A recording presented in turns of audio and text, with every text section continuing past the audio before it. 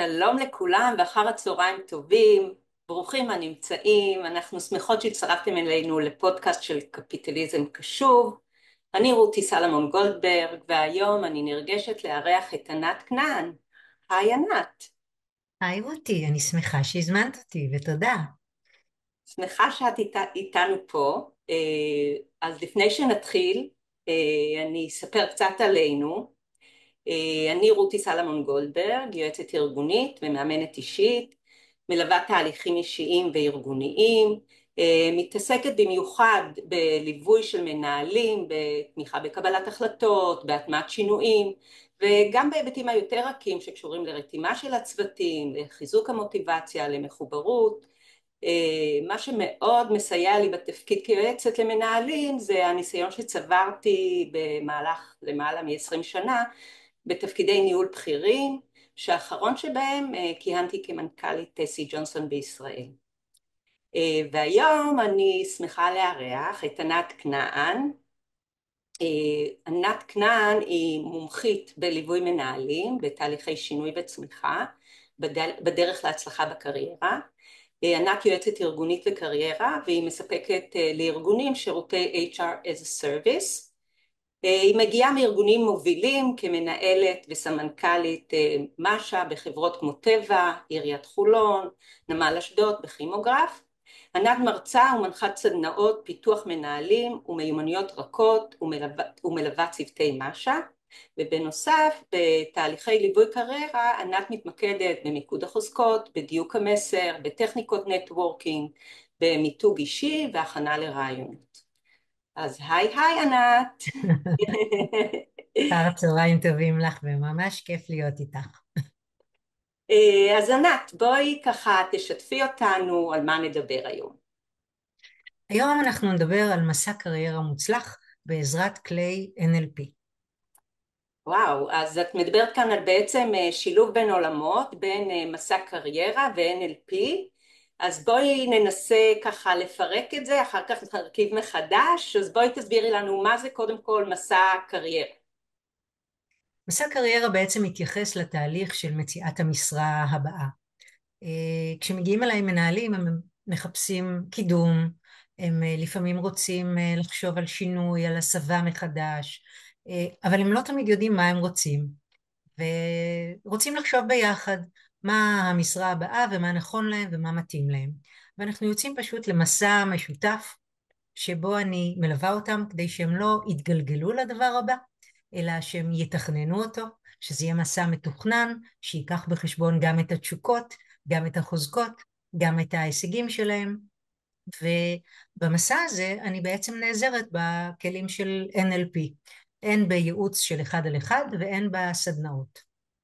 אוקיי, אז בשביל אלה שלא מכירים כל כך, אולי תוכלי להסביר למאזינים מה זה בדיוק NLP? אז בקצרה, NLP זה ה-Neuro-Linguistic Programming, אנחנו מדברים על שיטה שהמטרה שלה בעצם לאפיין, לקחת את המאפיינים של חשיבה ותקשורת של אדם, גם עם עצמו וגם עם הסביבה, כדי למצוא טכניקות יעילות, לרתום את התת מודע, כדי שיעזור לנו לצלוח במטרות היום-יום. בעצם הנוירו זה המימד הנוירולוגי, עצבי, והלינגוויסטיק זה השפתי, איך אנחנו מתרגמים את זה לשפה, והפרוגרמינג זה התוכנית שאנחנו בעצם, התבנית שבה אנחנו פועלים. ובעזרת ה-NLP אנחנו יכולים לתכנת מחדש את המוח, לשנות את דפוסי החשיבה, בעיקר במקומות שיש לנו מחסומים, ולמנף את התת מודע, להתמודד עם החסמים בהצלחה, ואני לוקחת את זה בעיקר להקשר של קריירה. אז אם אני מבינה נכון, את בעצם מדברת על תפיסה, העולם הוא לא מה שהוא אלא איך אנחנו תופסים אותו, ואת מדגישה שניתן לשנות את דפוסי החשיבה, אז איך למעשה NLP משתלב באמת בנושא של קריירה? אני עשיתי מאסטר NLP להנאתי, ובהתחלה חשבתי שזה נורא רוחניקי, עד שזיהיתי שיש שם כלים פרקטיים, ומנהלת הגיעה אליי בלחץ לא נורמלי להכנה לרעיון. עכשיו אני מכירה אותה, כבר ליוויתי אותה, התיישבה לחוצה, לא מסוגלת להתרכז, וקפץ לי רעיון, בואי ננסה רגע דמיון מודרך. והיא זרמה איתי. וככה תוך כמה דקות היא דמיינה את הארגון שאליו היא מגיעה, את האווירה, איך היא מגיעה מוכנה, והשאלות ברורות לה והתשובות נשלפות לה, והיא פוגשת מראיינים נעימים, והכל זורם כמו שצריך. היא ראתה את הרעיון והיא הייתה מאוד נוכחת, וזה עזר לה לשדר ביטחון. וכשהדברים היו ברורים היא נרגעה, ראיתי את השינוי בשפת הגוף שלה, באינטונציה, זה פשוט זרם, וה-NLP עשה לה תחושה מאוד מאוד טובה, וברגע שזה עבד התחלתי ליישם את זה גם עם מנהלים נוספים, ואחר וואו, כך גם בסדנאות, וואו. וככה זה פשוט עבד. ממש מעניין, השילוב הזה סופר מעניין, זה לוקח אותי ככה בחשיבה על כל עניין החדשנות. הרבה מאוד חידושים לא נולדים יש מאין, אלא הם איזושהי טרנספורמציה, לקחו משהו שעובד טוב במקום אחד, העבירו אותו להקשר אחר לגמרי, והרעיון הזה ככה נקרא השאלה בין תחומית, וזה בעצם עובד, אם אנחנו מסתכלים אפילו על אפליקציית Waze. ווייז לא המציאו לא את הרעיון של הניווט ולא את חוכמת ההמונים, אבל השילוב ביניהם זה מה שיצר חידוש ששינה את הדרך שבה אנחנו נוסעים היום. דרך אגב, אני תמיד אומרת, אני לשירותים לא נוסעת בלי ווייז, כאילו כל דבר אני לוקחת את ווייז איתי. גם אני, לגמרי. לא מבינה איך היה עד היום. אז גם אצלך אני מזהה את ההשאלה הזאת הבין תחומית, כלומר שאת לוקחת משהו מתחום אחד ומעבירה אותו לתחום אחר ונותנת לזה ערך מוסף, שזה מקסים. תודה. אז בואי רגע נדבר ככה דיברת קצת על ה-NLP ודיברת על איך, על דפוסי חשיבה, אז את יכולה ככה קצת להרחיב על הנושא הזה? אני בעצם עובדת עם המנהלים על המיינדסט, אוקיי? על חיזוק הביטחון. הדוגמה שנתתי לך עם המנהלת הזו, זה כשמגיעים אליי בעקבות חוויה לא נעימה של פיטורים, של איבוד מקומות עבודה עכשיו בעקבות המלחמה, מילואימניקים, ובעצם תחושת המסוגלות נפגעת. ואנחנו עובדים על חיזוק האמון ועל המיינדסט. וכשאני מדברת על מיינדסט אני בעצם מדברת על דפוסי חשיבה, על הנחות היסוד המאוד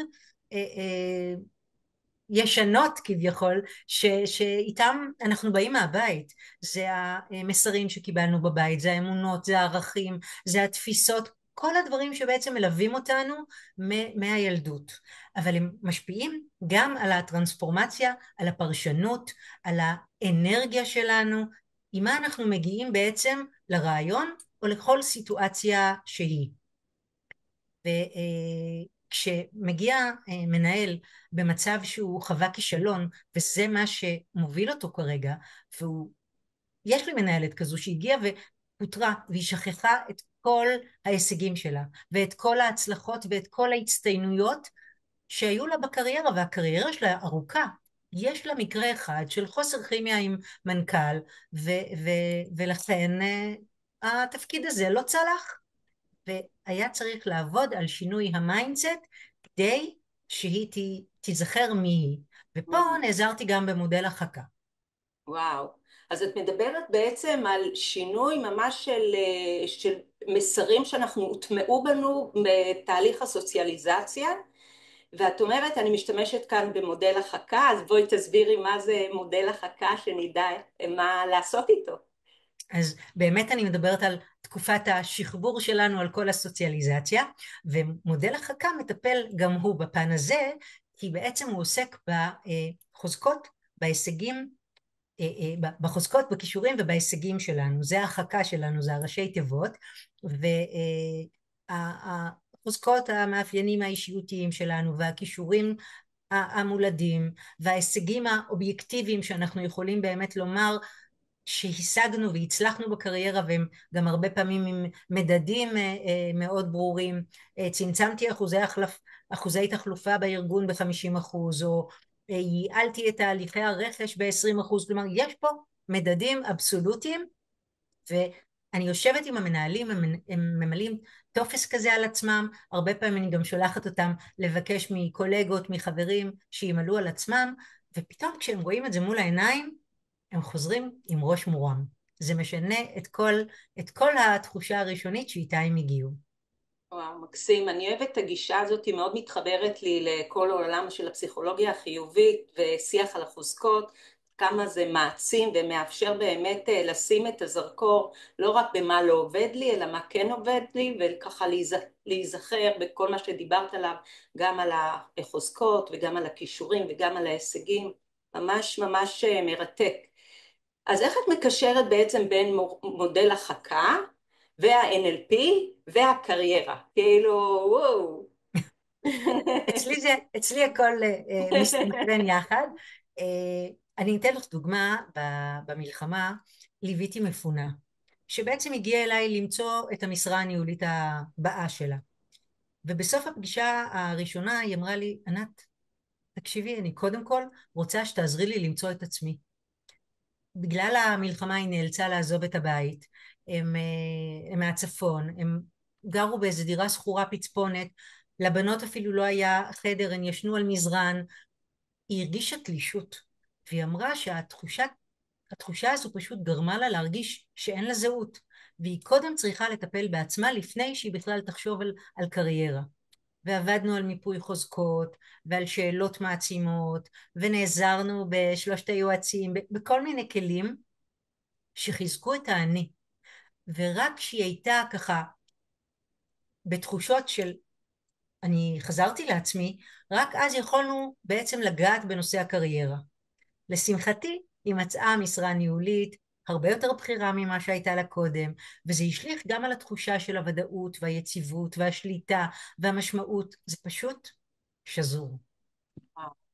זה ממש מרתק, כי הרבה פעמים אני מרגישה שמגיעים אלינו נועצים שהם לא יכולים להגיד שהם קודם כל צריכים לעבוד עם עצמם על עצמם, אלא ישר רוצים לדבר על הקריירה, ולא מבינים שקריירה זה חלק אחד בתוך האני ההוליסטי, וצריך לדעת לטפל קודם כל באני ואחר כך בקריירה, בשביל להיות מסוגלים להתקדם הלאה עם הקריירה. בדיוק, כי זה נדבכים שונים שמשלימים את הפאזל הזה. לגמרי.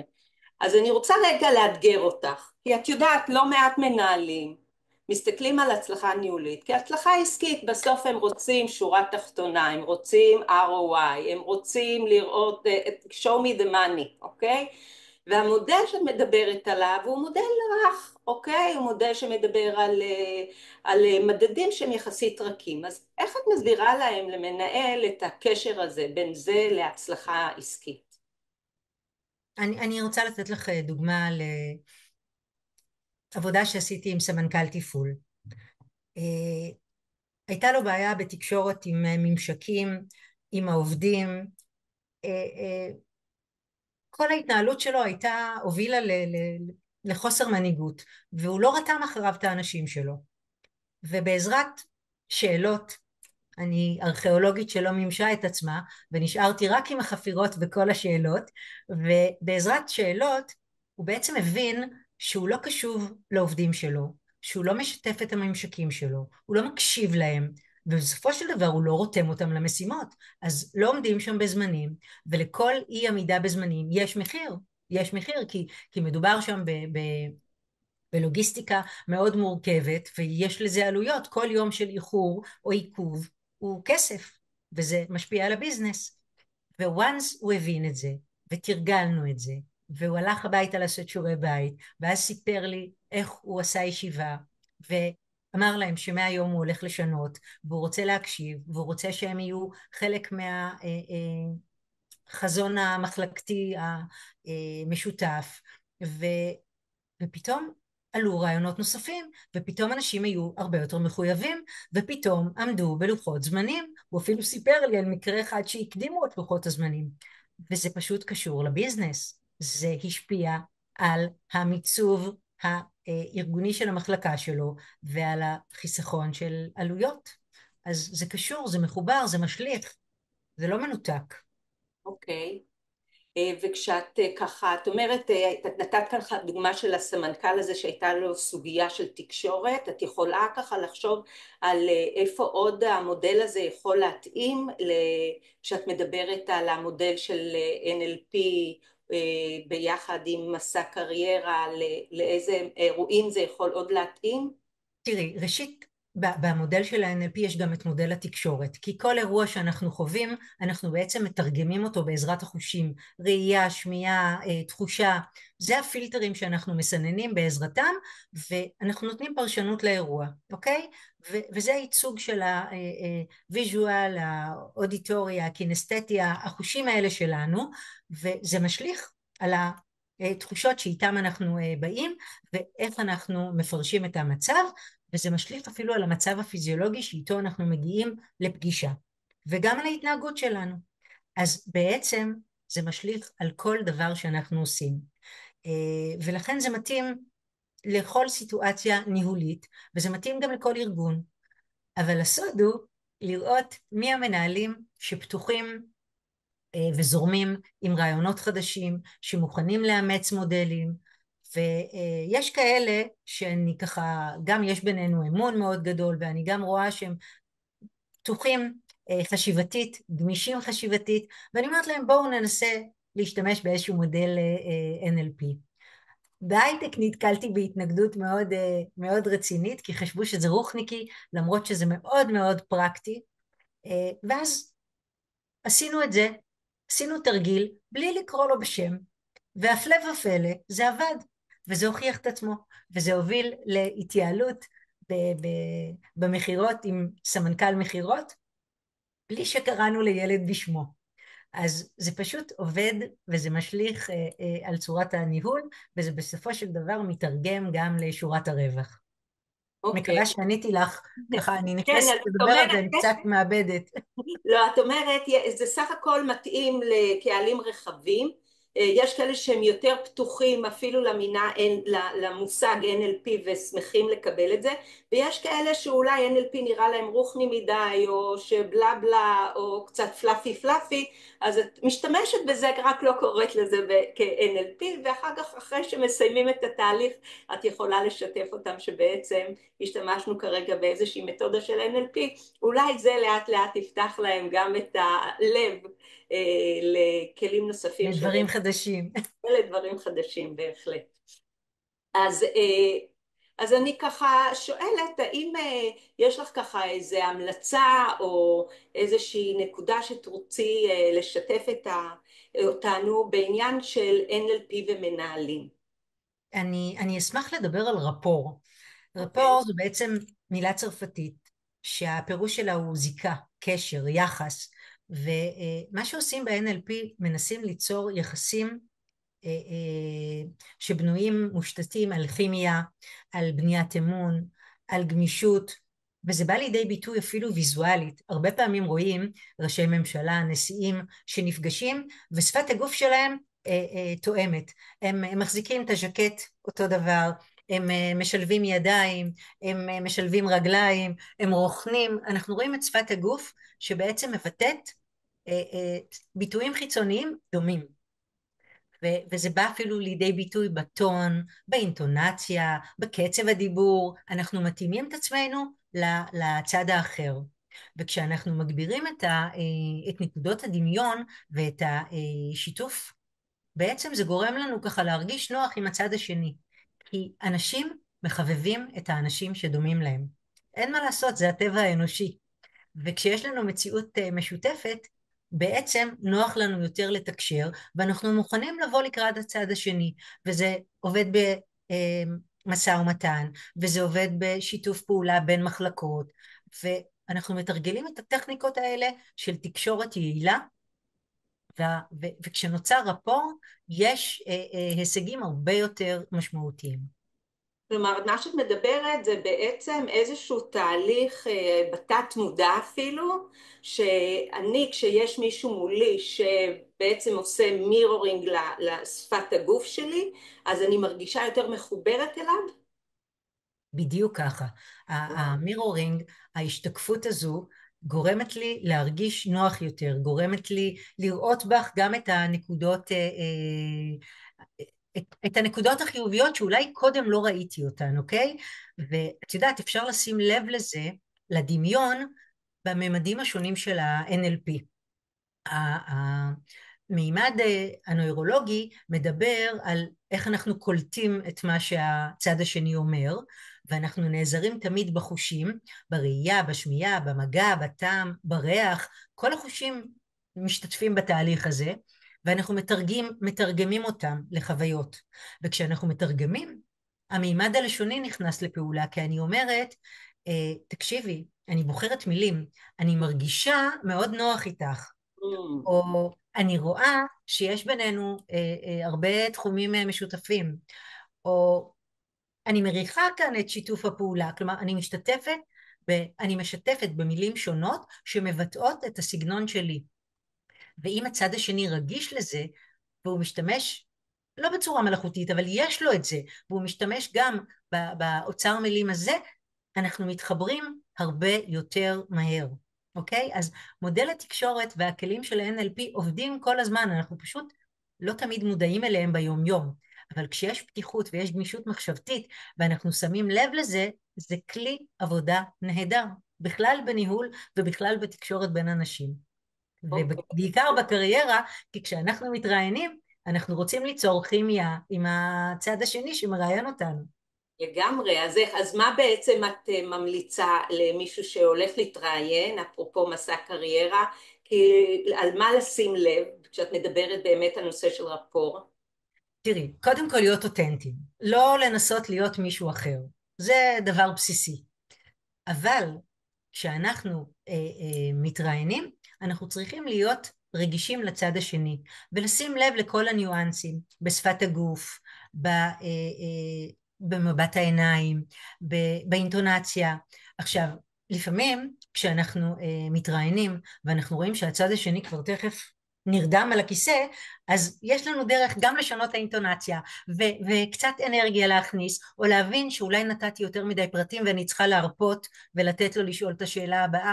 כלומר, כל הדברים הקטנים האלה מאוד משפיעים על הקשר. אני מרגישה את זה גם כמראיינת, כי אני באה מהצד של משאבי אנוש וגיוס, ואני מראיינת ומכירה את זה מהצד הזה, ולכן מאוד קל לי ללוות מנהלים ולשים דגשים למה לשים לב במהלך ראיון, גם כשהם מראיינים וגם כשהם מתראיינים, כי שפת הגוף פשוט ספר פתוח, אם יודעים לקרוא, היא מהווה ספר פתוח לצד השני. וואו, זה תובנות סופר חשובות, גם בגלל החשיבות של שפת הגוף, כי אנחנו יודעים ששפת הגוף הרבה פעמים מדברת יותר חזק מהתוכן שאנחנו מעבירים. הרבה יותר, יש לה השפעה הרבה יותר חזקה מהתוכן, למרות שאנחנו כל הזמן מתכווננים למה, אבל לאיך יש השפעה הרבה יותר גדולה. רואים את זה לגמרי, במחקרים. ואת גם מדגישה, וככה אני מהצד שאני לא מתעסקת בקריירה, אבל אני יודעת שאנשים שהולכים לרעיון עבודה או בכלל מתכוננים, שמים המון המון המון דגש על מה הם הולכים להגיד, ואיך הם יביאו את הניסיון שלהם לידי ביטוי, ואיזה סיפורים יספרו, וכל הסטורי טיילינג, ובסופו של דבר הם לא מתכוננים על אחד הדברים החשובים ביותר שאת כאן מדברת עליהם, שזה איך אני מעבירה את הדברים, ככה שזה באמת נקודה סופר חשובה למאזינים, לדעת שלא מספיק לדעת מה אנחנו הולכים להעביר, אלא גם איך אנחנו הולכים להעביר את זה. לגמרי, ואני באמת מחזקת את מה שאת אומרת, כי אני הרבה פעמים עובדת עם המנהלים גם על הסטורי טלינג. זה לא מספיק שהם יודעים את המה, והם אומרים, רגע, אבל אני מנהל מאוד ותיק, עם הרבה מאוד שנות ניסיון, מה כבר אני צריך לדעת? ולדרך שאנחנו מספרים את הסיפור שלנו, ואיך אנחנו מעבירים את המסרים שלנו, יש כל כך הרבה משמעות ומשקל כל כך גדול, שצריך לעבור על זה.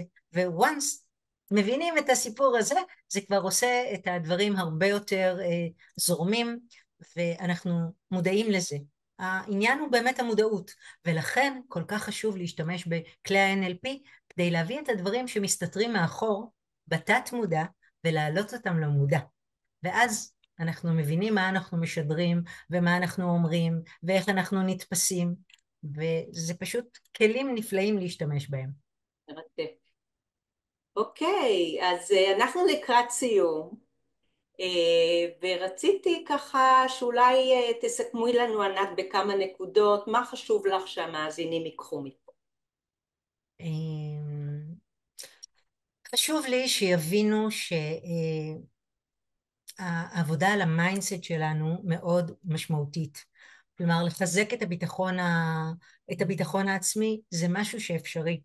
גם בתקופה הזו שאני נתקלת בה, של מלחמה, של מילואימניקים שאיבדו את מקום העבודה. את יודעת מה? הגיע אליי מג"ד, אני חייבת ככה במילה, הגיע מג"ד שמוביל אחריו, מנהיג אחריו, מוערך מאוד בצבא, אבל בגלל השירות הארוך שלו הוא איבד את מקום העבודה. והוא יצא החוצה ולא התנפלו עליו עם משרות, ופשוט ירד לו כל הביטחון העצמי. והיה צריך להזכיר לו מי הוא ומה הוא וכמה הוא משמעותי וכמה השירות במילואים יתרום לו גם בתפקיד הבא. ולכן אני אומרת, העבודה על המיינדסט ועל חיזוק הביטחון העצמי היא הבסיס, היא הדבר המאוד משמעותי. ומודל החכה משרת אותנו, הוא מתחבר, כי הוא מזכיר לנו את החוזקות, את הכישורים, את ההישגים שלנו, וכשאנחנו זוכרים אותם ומשדרים אותם, הצד השני מבין עם מי יש לו עסק, מי המנהל שנמצא מולו. ומודל התקשורת שלנו, להיות מודעים למה, איך אנחנו מעבירים את המסר, ומה אנחנו אומרים, ואיך זה נתפס, איך הפרשנות שמפעיל הצד השני, זה גם כלי שהוא מאוד מאוד משמעותי. הרפור שלנו, לנסות ליצור את הרפור, את הכימיה והאמון עם הצד השני, ולהיות גמישים מחשבתית. ברגע שאנחנו פתוחים וגמישים מחשבתית, הרבה יותר קל לנו באינטראקציות שלנו, ואנחנו מנסים דברים חדשים ויוצאים מורווחים, כי באמת בסופו של דבר, האחד ועוד אחד הם הרבה יותר משתיים פה במקרה הזה. אז זה ככה, אם ייקחו את הדברים האלו, אני את שלי עשיתי היום. מעולה, מעולה. אז ענת, קודם כל תודה רבה, היה לי העונג לארח אותך וללמוד ממך. היה לי העונג להתארח, ותודה רבה, והפרויקט הזה מקסים. לגמרי, ותודה רבה למאזינים, ונקווה לבשורות טובות. אמן ואמן.